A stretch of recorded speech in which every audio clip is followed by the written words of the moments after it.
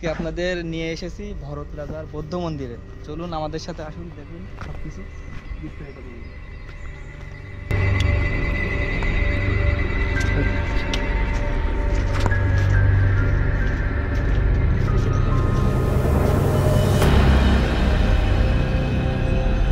মাটির তলে গেছিল ভূমিকম্পের সময়, যে সবগুলো হচ্ছে একটা একটা কক্ষ, সবগুলোই মাটির তলে চলে গেছিল।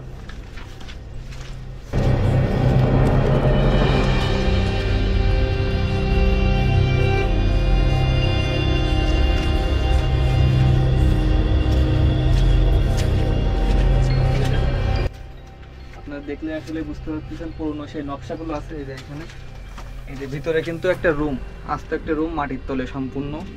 এই জায়গাটা আসলে কিসের জন্য বিখ্যাত, মানে কি জায়গা এটা? মানে এটা ভরত ভাইনা জায়গা, এখানে মানুষের এই দেউলির জন্য বিশাল বিখ্যাত। মানে এটা কি ছিল মূলত? এখানে ভবিষ্যতে আগে রাজা বসার বাড়ি ছিল খুব সম্ভব। এটা নাকি বৌদ্ধ মন্দির ছিল এরকম কিছু? না না, বৌদ্ধ মন্দিরে এটা লেখা আছে, তবে এখানে কোনো ইতিহাস লেখা নেই, পাইনি যে আমরা এখানে, আমাদের এখানে 600 বছর বসত, আমরা কোনো ইতিহাস পাইনি যে এখানে এইটা এই ছিল। এটা কত বছর পুরনো হতে পারে? এটা 1800 বছর আগে। 1800 বছর আগে, বুঝলেন?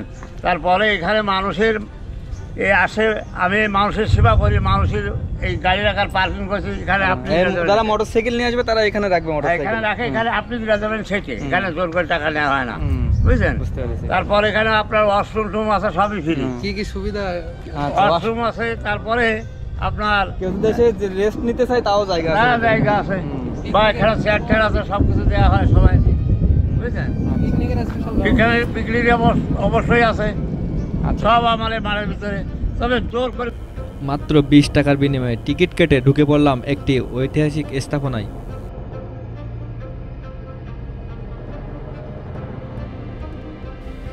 ঐতিহাসিক এই স্থাপনাটি প্রায় 1600 বছর আগের। সে সময় ভারতীয় উপমহাদেশে হিন্দুদের রাজত্ব কায়েম ছিল। এটি সে সময় নির্মাণ করা হয়। ভারতীয় লোককথায় বা স্থানীয় হিন্দুদের কথায় এটি তৈরি করেন বীরযোদ্ধা পঞ্চপাণ্ডবদের একজন। তাদের কথায় এটি নির্মাণ করেন পঞ্চপাণ্ডবদের ভরত রাজা।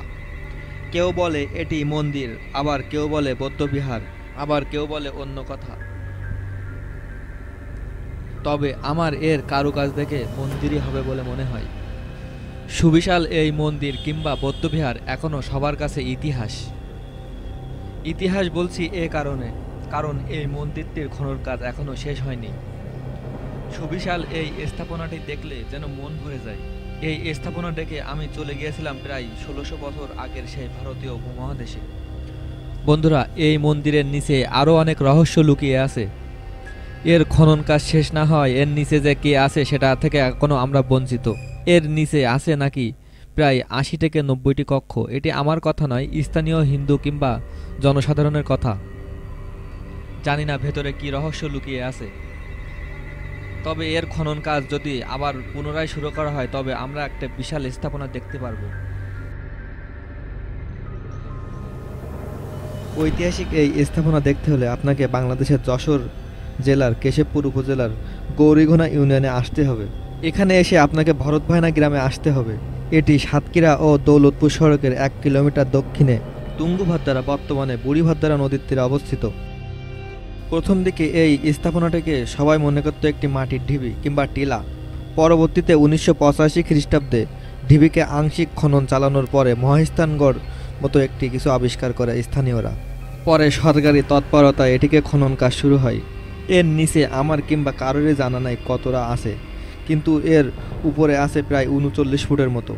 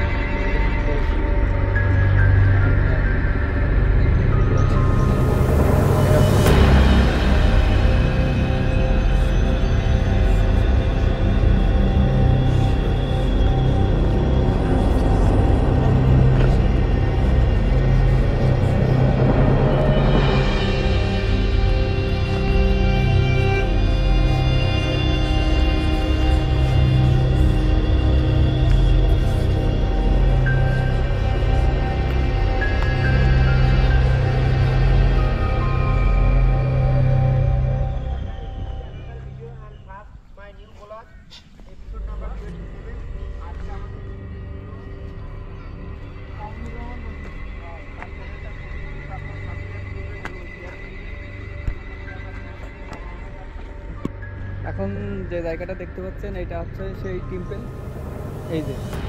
এই যে আপনারা দেখতেন যে অনেক পুরনো নিদর্শন, এই যে এইখানটায় মন্দিরটা ছিল।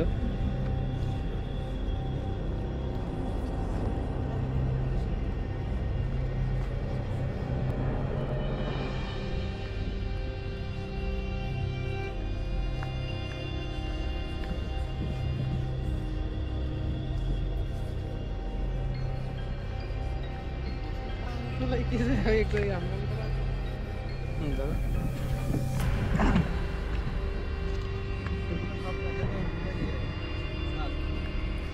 এটা হচ্ছে মন্দিরের মাঝখানের অংশ।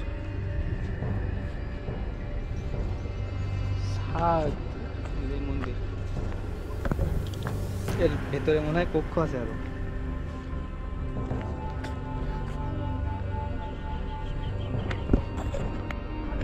বন্ধুরা আজকে অনেক ঘোরাঘুরি হলো, ভিডিও হলো, চলুন এবার চলে যাওয়া যাক। হ্যাঁ, আমরা বাড়ির দিকে রওনা করলাম।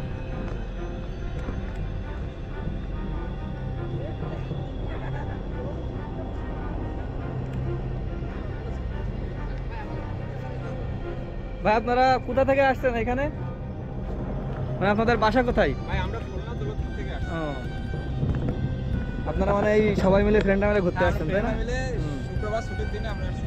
ও আচ্ছা, ঠিক আছে। জায়গা কেমন লেগেছে? জায়গাটা আলহামদুলিল্লাহ ভালো, আগেও একবার আসছি, তারপর ও। ভালো লাগে আমাদের কাছে, তার জন্য আবারও আসলাম।